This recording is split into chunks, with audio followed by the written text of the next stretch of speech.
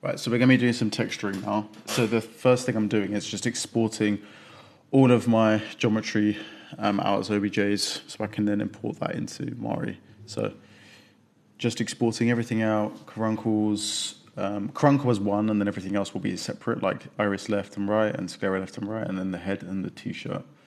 Things like the meniscus we'll just be doing procedurally. So we won't need to bring that into Mari.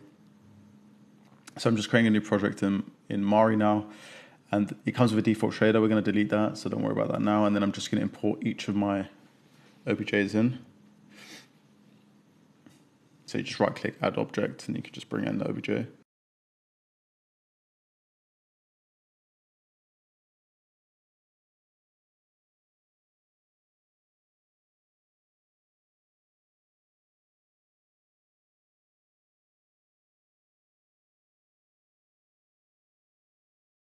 Okay, so I've deleted that material. Starting fresh, we're going to create a material node, and it's going to be under the Arnold Standard Surface shader.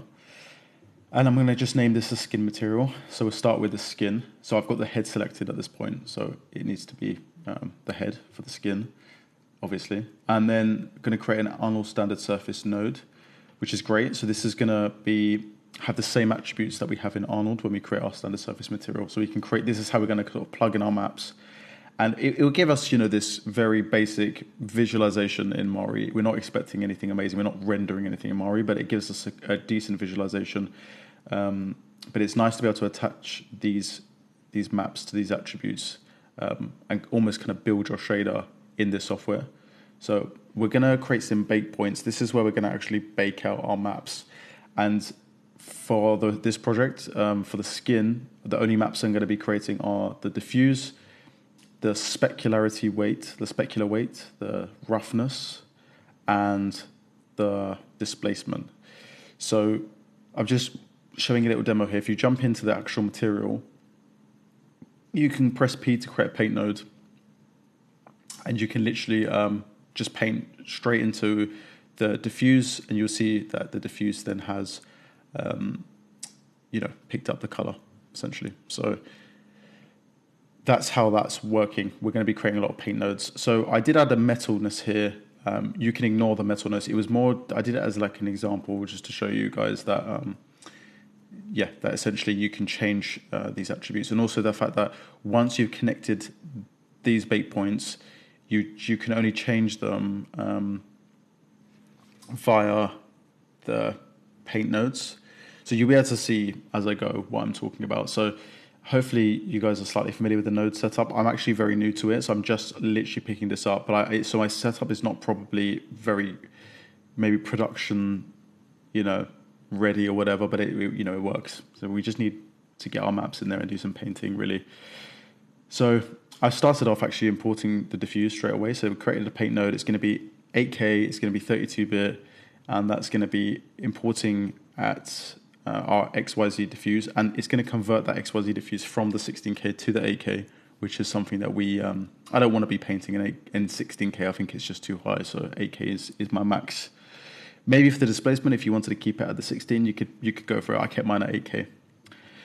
So like I was saying in here, I can change all of these values because they're connected to bake points. So that's stuff I can change in the material. Anything that's not connected to a bake point, like you saw there, diffuse weight, I can change literally in that Arnold Standard Surface material right there.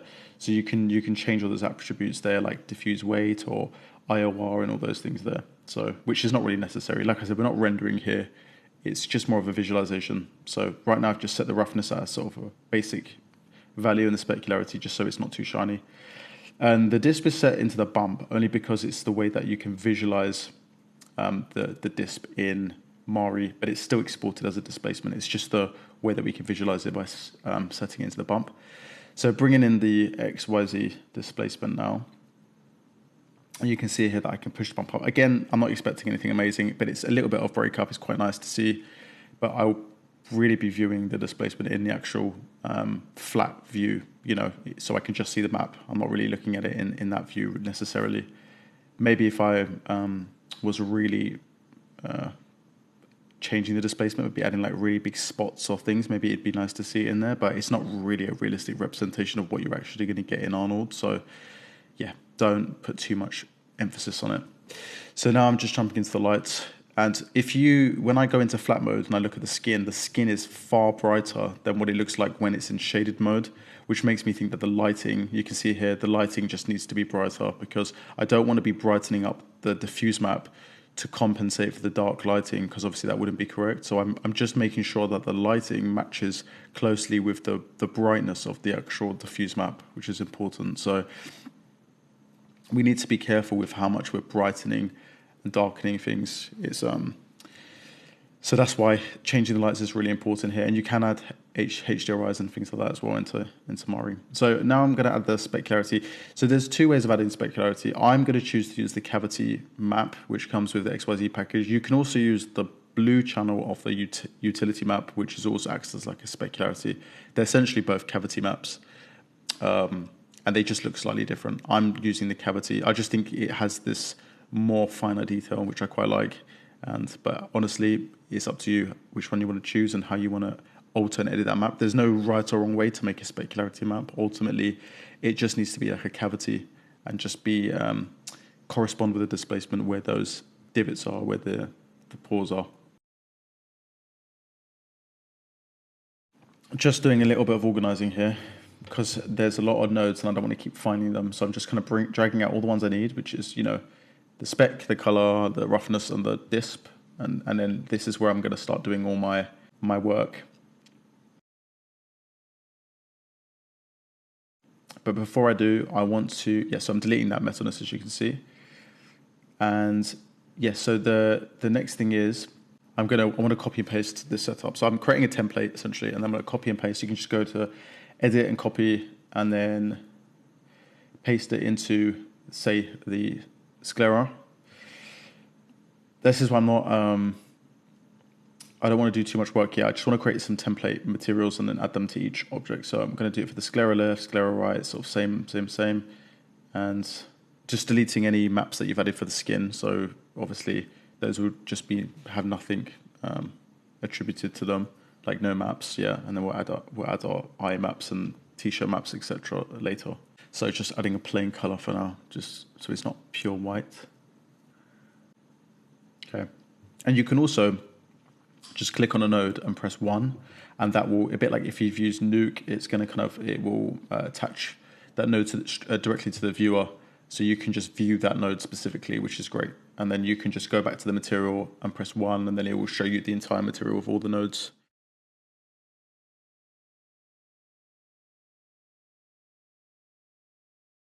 So you can see the eyes are shiny now. I've just lowered the roughness for those. Same for the iris as well. And just making sure to name everything, keep everything clean. And not everything will have a roughness, specularity, or displacement map necessarily, but I'm just keeping the same template if I want to add it. But everything will definitely have a diffuse. So that's for sure.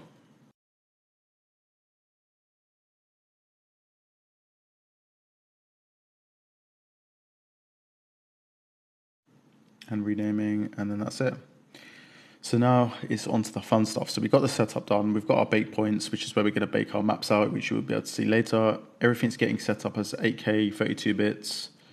And it'll be exported at 8K and 32-bit as well, EXRs. So the first thing I'm doing here is I'm just doing some color correction to the direct diffuse. So you can just select the node, add a HSV, hue, saturation, and value node. I just wanted to correct that slightly, and then you can add masks. So masks will be much lower. They're not going to be 8K. You can do them at 8K if you want to. I don't think it's necessary. I think 4K, 2K is fine.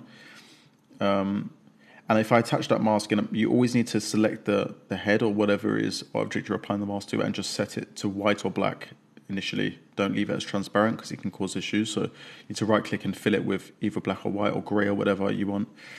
And then you can start painting. So essentially right now it's white. So the HSV has been applied. So that's, it's at a value of 1. And what I'm doing is I've got a very soft brush that's on black, and I'm painting away the HSV effect. So I'm painting away the the brightness that I've added.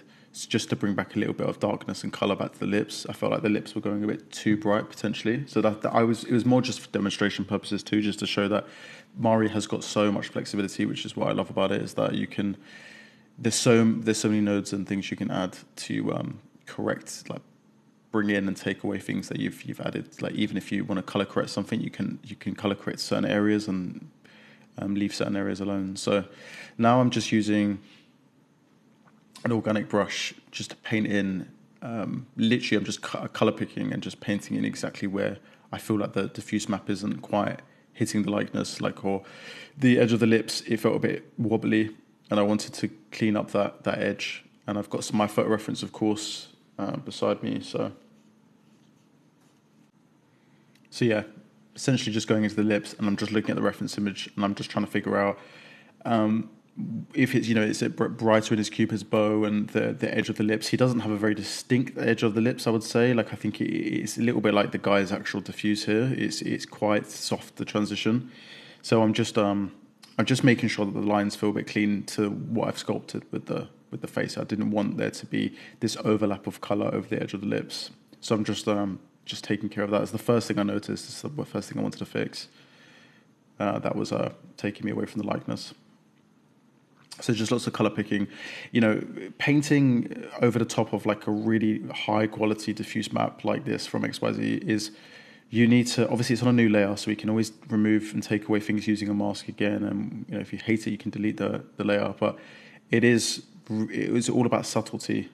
You need to kind of go in with a very light brush, an organic kind of brush like this sponge that I'm using, and you just need to kind of keep working at it rather than go in with a really harsh, solid brush and painting over the top of it, because you're gonna lose the realism. That's because the diffuser's got so much detail, and it's really lovely detail that's going to be very prominent when it comes to rendering. It's going to really bring it to life, and I don't want to destroy it by painting over it and blurring too much of all that goodness that's going on in there. So that's the thing I'm trying to do here. Is I'm trying to achieve the look I want, but just being very, very careful and subtle about it, and also just disabling that layer and enabling it just to double check that I haven't gone too far and I haven't softened anything too much.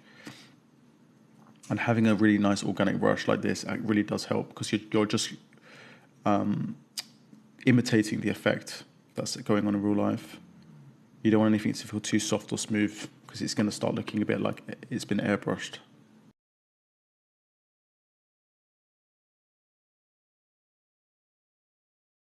So you can see that I'm doing a sort of disable, enable, just pressing D on that layer, on that node, sorry, and then just taking a look at, and I do much prefer the new lips, and I'm just bringing back a little bit of lightness on that Cupid's bow. Just again, trying to create a bit of a distinction between the skin and the lips, which the model is going to do anyway, but it's still important to have some of it in the color.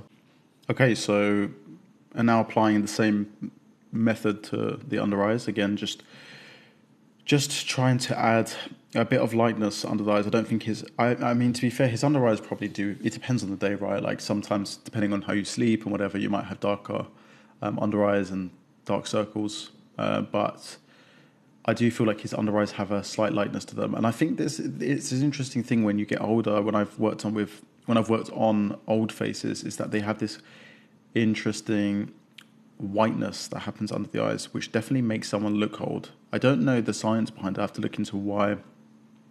It's like the blood vessels change or something changes under them. You can see in that picture as well, like he has quite blush cheeks and everything around his face looks quite, bloody, I guess, red. And then those under eyes, it goes quite pale and white. It's quite interesting. So I'm just trying to emulate a little bit of that whiteness under his eyes. Just trying to add some interesting color variation. Anything that I think might help. But again, being very subtle, gentle with it. Anything that I don't like, I can always use a mask and remove it. So,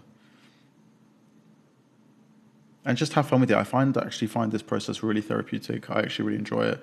There's something really nice about just going in, just doing a bit of correcting, going over with a nice brush, and just emulating skin, I guess, very subtly on top of this map. And the map is amazing. Like there isn't really much you need to do, but the trick really here is that we're making a likeness. If we was just making a random guy, I mean, I wouldn't. Why would I? What would I need to change it to? Is photoreal's skin. It's a scan of actually someone's face, but we're going for a likeness. So I have to look at what the differences are. Where is it that how are these faces different? And my trick here really is, if I can semi-recognize the person in this flat view mode just from looking at the diffuse and the silhouette of my sculpt, then I think that the likeness is getting there. The likeness is probably going to be successful. If it literally just looks like someone else's skin on my model, then it's going to not look like them at all. So it's really important to kind of think about looking at it in this flat view mode and thinking, right, okay, actually, I can kind of see them. Because if I've worked on a lot of scans and a lot of even celebrity scans as well for projects over my career so far. And whenever I've worked on cleaning up their textures, it looks like them just with the diffuse. I don't need to even have a shaded model. Like if you just look at the diffuse, you know who it is, because it's that person's skin. It's really identifiable, especially in some people. It's super, super identifiable. And I think that also just comes with the fact that sometimes when you scan someone, there's a little bit of lighting that's baked in, so you actually get a little bit of their forms and wrinkles that come through too, which makes it even more look like them. But yeah, it's not like we all have generic skin and then it's our faces that make us different. Like all of our skin makes our faces look the way our faces look. So. And you also have to think about things like ethnicity and everything as well. So obviously he's just a white, middle-aged male, and all of that is going to make his skin different. Him being a man, it means he's going to have not necessarily, but in his case, definitely like beard shadow, like the sort of stubble, the 5 o'clock shadow, and all that color variation that goes on around that area. Him being Caucasian, there's going to be redness and all of that blushing that happens in areas, and the veinage and all that sort of stuff. Maybe some frecklage as well. So all of that stuff happens. So it's really important to recognize like who you're sculpting. And obviously, I made a decision with when I bought the XYZ package of what I was buying, and it was obviously a middle-aged white man. I didn't go for like an Indian man for him because that would be silly. So obviously picking the right map. But if you was to do this, say for example, you wanted to paint a map by hand, then yeah, these sort of maps are a really great reference. You can see like the difference between like different ethnicities and how skin looks. And obviously Caucasian skin is very complex because you've got so many veins and freckles and bumps and blotches, which are very noticeable, and all of that really, really makes a massive difference in terms of realism. So having all of that here for us it's exciting to see what it's going to look like when it's rendered. I feel like just watching this, you can just see my process, and it's like sculpting really. It's not really that enjoyable to watch, but it's probably satisfying to see the difference when you actually get through it. Like you'll see the before and after, and you'll see how much of a difference it makes just spending the hours going in there and actually just painting over and making some corrections. But again, try to be subtle. Jump in, and you can also jump from sort of 3D mode to UV mode, and it's better to go into those crevices like the lips and the eyes and whatever, because with the way Mari works with the whole buffer system is that when you paint and you press B, it's going to bake it from whatever angle, like camera angle projection. So UV mode is best way to do like any crevices, like the mouth corners or things like that, because otherwise you could cause quite a bit of a mess if you don't do it that way. So again, talking about likeness and trying to capture likeness, I'm looking at now this little very light sort of mole that he has on his left cheek, and just trying to emulate that really. Again, it's not very subtle here, but I'm gonna reduce it with a mask because I've got my paint over mask now, so I can make this as prominent as I want, and then just like dial it down. Sometimes it's easier this way, just so I can see exactly where it is and how it sits. So you can see I'm dropped into the mask now, and I'm just painting out what I don't like about it, making it more subtle.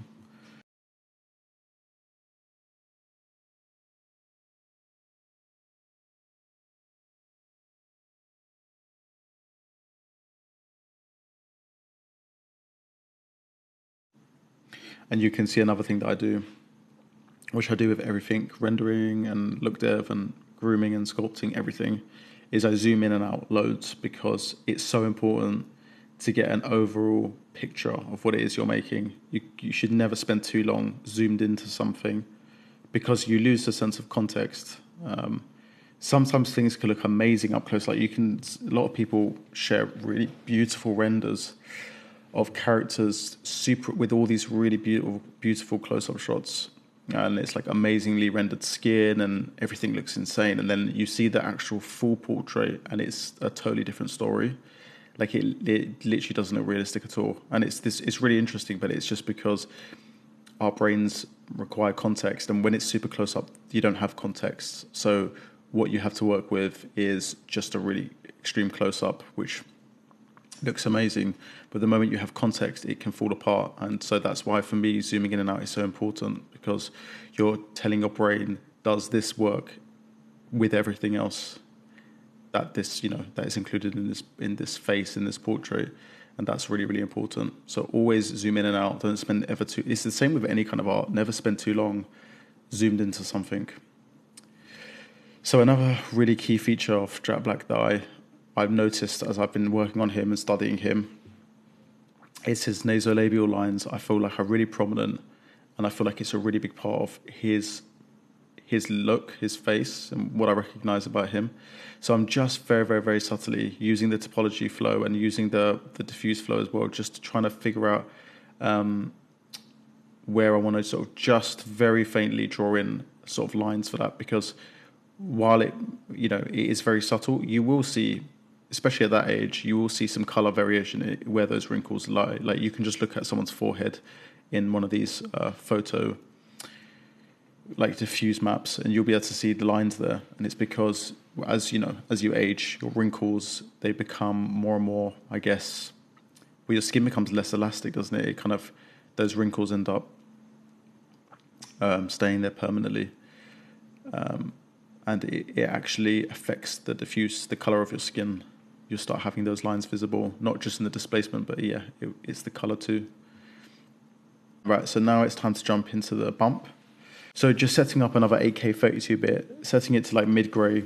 You need it to be that mid-gray so it matches, because that mid-gray essentially is erasing it. It's giving you no displacement. It's not black that works with this. Black will indent it. It will make it like deflate.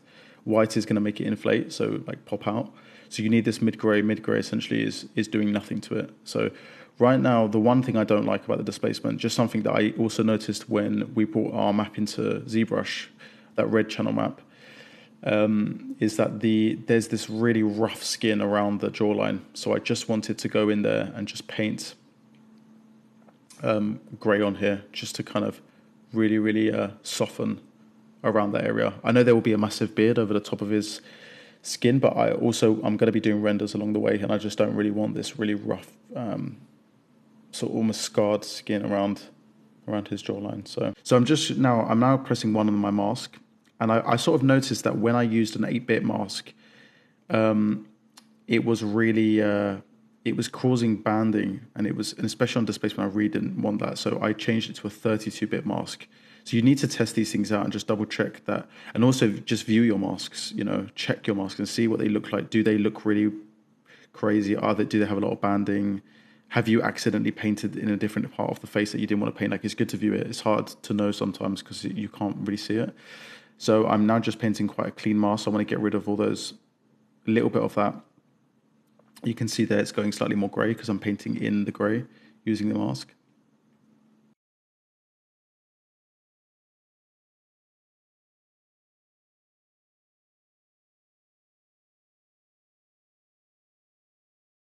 So yeah, test your maps. I'm still learning how to use the node-based system, but it is really good to view things and to kind of add and take away layers that you need, and it's much easier to visualize like what it is you're doing. But view your masks and just double check that if for like diffuse, I think masks 8-bit and low resolution is fine, but maybe with displacement you might want to just up that resolution and change it to 32-bit as well.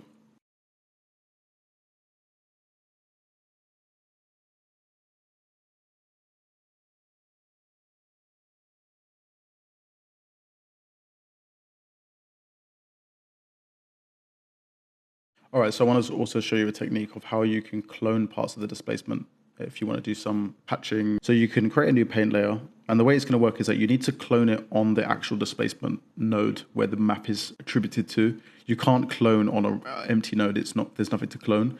So you need to select the displacement node where the map is attached to, and then you can then use the clone, sort of alt click to clone that region, and then you can go back to your paint node and then use that to clone on top. So that's the way that you would clone. And that way you can delete that layer or mask things out again, so you're not actually destroying the actual displacement map that we've imported in.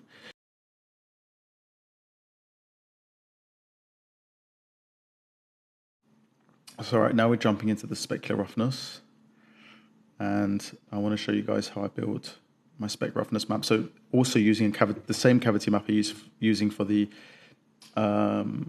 specularity, and I'm just showing you guys a really nice close-up of skin, just to show you sort of almost how shiny it is, but how like the little pockets where those pores are, there is quite a bit of oiliness and shininess in them. So it's that's why I'm using that cavity as a base, but it's not going to be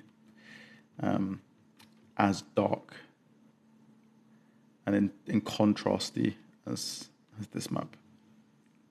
Okay, so I'm jumping into my specular map now, and I'm just going to be adding in another layer just to paint over the top of it, just to slightly brighten areas that are going to be that I feel like are shinier.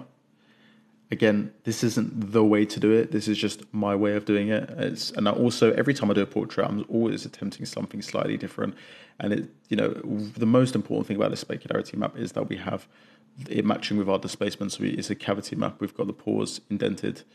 But you'll see a little bit later how I just soften that map because it's too contrasty still. It shouldn't be that black and white, but I just think the contrast is a bit dangerous because we don't want to say that there's no specularity inside of the pores.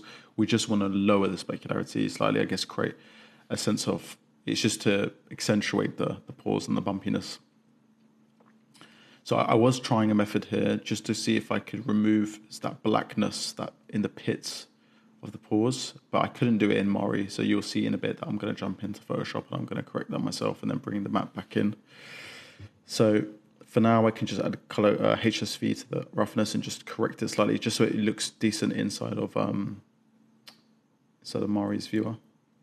I'm thinking, okay, where are the shinier areas of the face? Remember that my process here is that I'm also going to be creating a coat map, and this coat map is going to be what I represent in the skin of my work is the oily layer, and the oily layer is going to be the shiny parts, really. So when I do the shiny part, when I do the specular roughness, it's very subtle. I'm not trying to make the nose super shiny here. I'm going to do that all in the coat. So this is just a general spec roughness. It's almost like, I imagine, a bit like if you was to like remove all the oil off your face. Like it's just that general shininess overall. So it's going to be quite generic all over. So here it might look a bit extreme, but it's just visualization. I can lower the intensity of this map. So it's not like this has to be perfect while you paint it.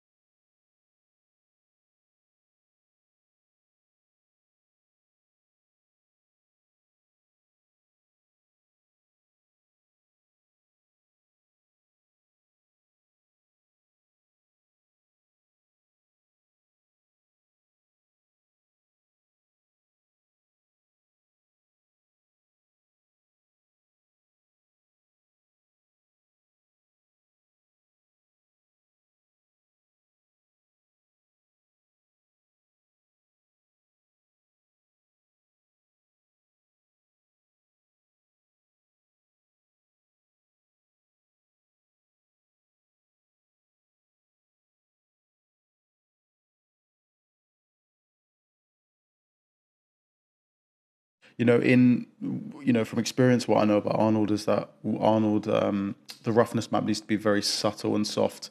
If you um, if it's too contrasty, it's going to be far too obvious. Like you don't want anything to be too contrasty with the roughness map. You want it to be pretty subtle. So it's just basic experience. I know that the value changes need to be very subtle, and we can color correct them in Maya later anyway. So all of this is just building a base where we are able to do as much color correction and gamma fixing and contrast changes later in Maya anyway.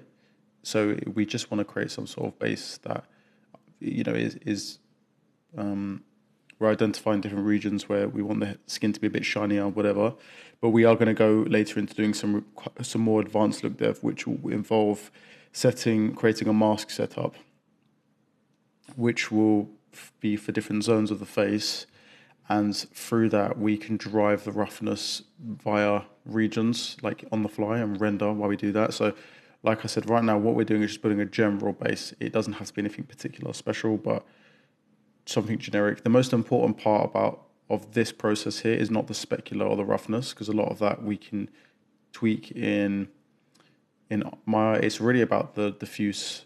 It's really about and cleaning up that displacement, but mainly the diffuse map is about getting the likeness through the diffuse. So.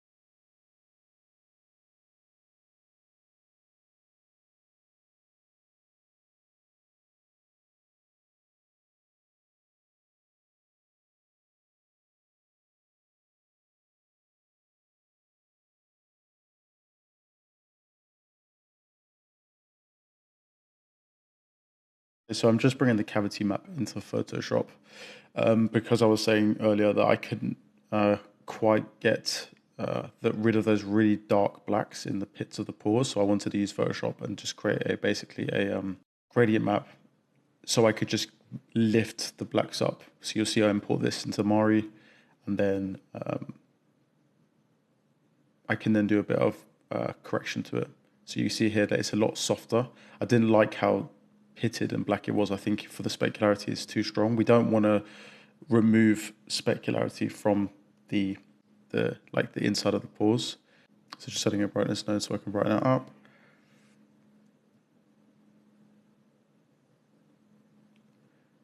And I'm going to apply this both to the specularity and the roughness because I'm using the same cavity map as the base for both of them. So now you can see I can brighten it up. And I can use a contrast node to decontrast it. And now I'm able to actually get rid of the pure blacks. So it's just a bit more flexibility here. Looks a little bit softer now.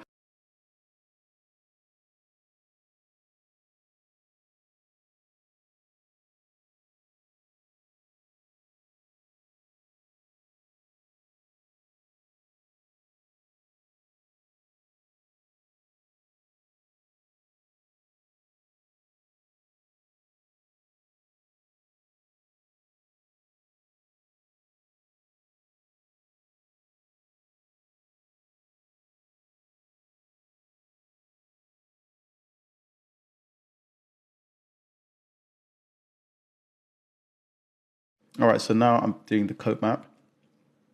This is another map that I use in my shader. The coat is a representation of essentially sebum or the oil of your skin. So I think of it like where are the wet or oily areas of the face. So that's essentially what I'm painting in now. And this is the bit that's we're gonna have a general specular pass, which will be kind of a generic kind of shine to the face, nothing too contrasty, nothing too shiny or rough. It's just kind of generic shine.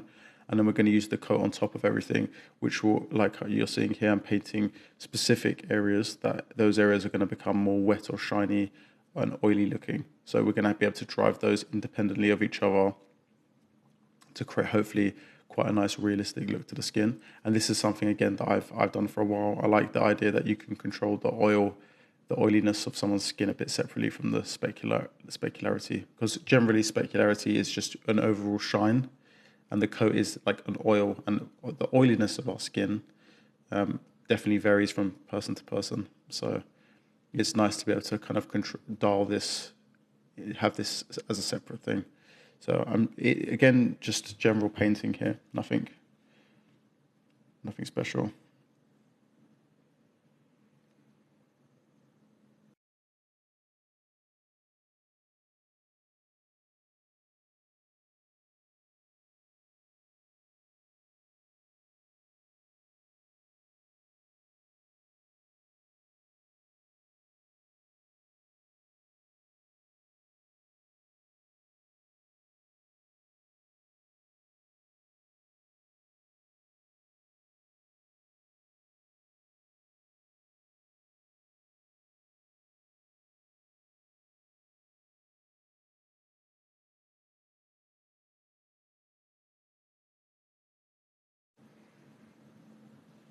And so for the lips, it's a case not so much of oiliness, but wetness.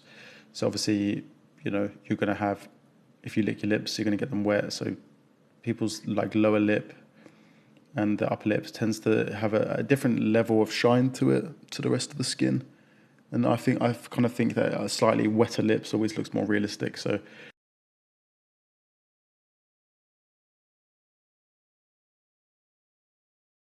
and of course the eyelids, again, wetness, and around the eyes, which is oiliness. The T-zone, the cheeks tend to be quite oily.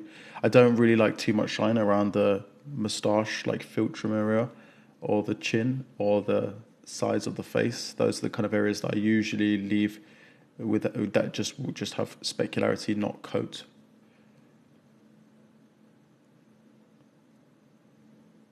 Okay, so once I've painted that,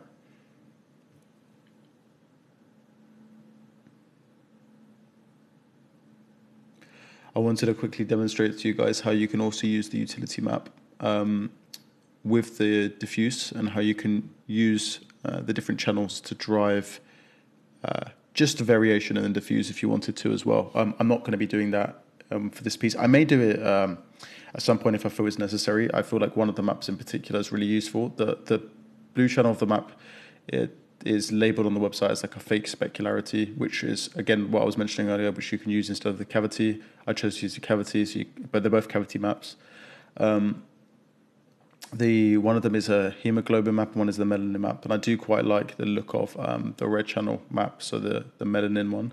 So I'm going to be using a color constant, and merging that with the utility map, and then we can merge that with the skin. So the constant is the thing that's driving the color, and then we can sort of dial it around and play around with that map to kind of get, whatever desired effect you want. So in one case, it's like the redness or blotchiness of the skin, which I quite like that effect.